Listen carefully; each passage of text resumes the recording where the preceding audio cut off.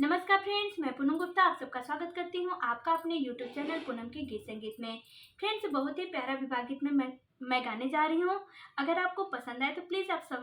subscribe हमारे channel को ज़रूर करें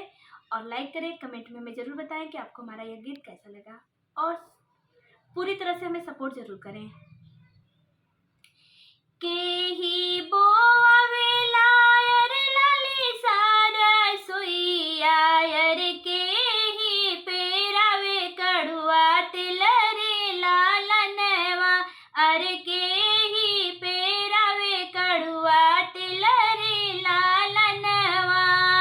के ही बोवेला यर लाली सारा सोइया यर के ही पेरावे कड़ुआ तिल रे लालनवा अर के ही पेरावे कड़ुआ तिल रे लालनवा पापा बोवावेले अर लाली सारा सोइया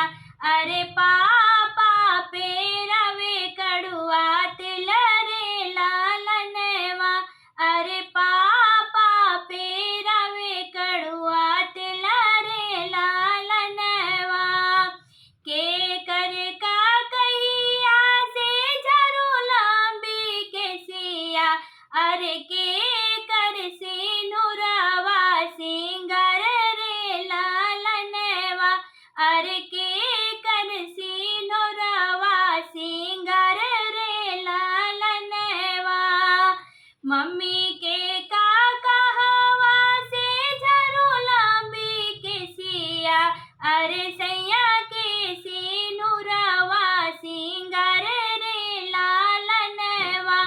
अरे सैया के सिनुरवा सिंगार रे लालनवा के ही बोवावेला यर लाली सारा सोइया यर के ही पेरावे कड़ुआ तिल रे लालनवा अर के ही पेरावे कड़ुआ तिल रे लालनवा चाचा बोवावेला यर लाली सारा सोइया अरे पापा अरे चाचा पेरावे कड़ुआ तिल रे लालनवा अरे चाचा पेरावे कड़ुआ तिल रे लालनवा के कर का कहिया से झरू लंबी केसिया अर के कर से नुरवा सिंगार रे लालनवा अर के कर से नुरवा सिंगार रे लालनवा चाची का कहवा से झरू लंबी केसिया अरे सैया के सिनुरवा सिंगार रे लालनवा अरे सैया के सिनुरवा सिंगार रे लालनवा के ही बोवावेला यर लाली सारा सोइया अर के ही पेरावे कड़ुआ तिल रे लालनवा अर के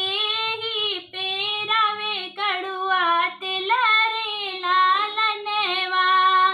भैया बोवावेले यर लाली सारा सोइया अरे भैया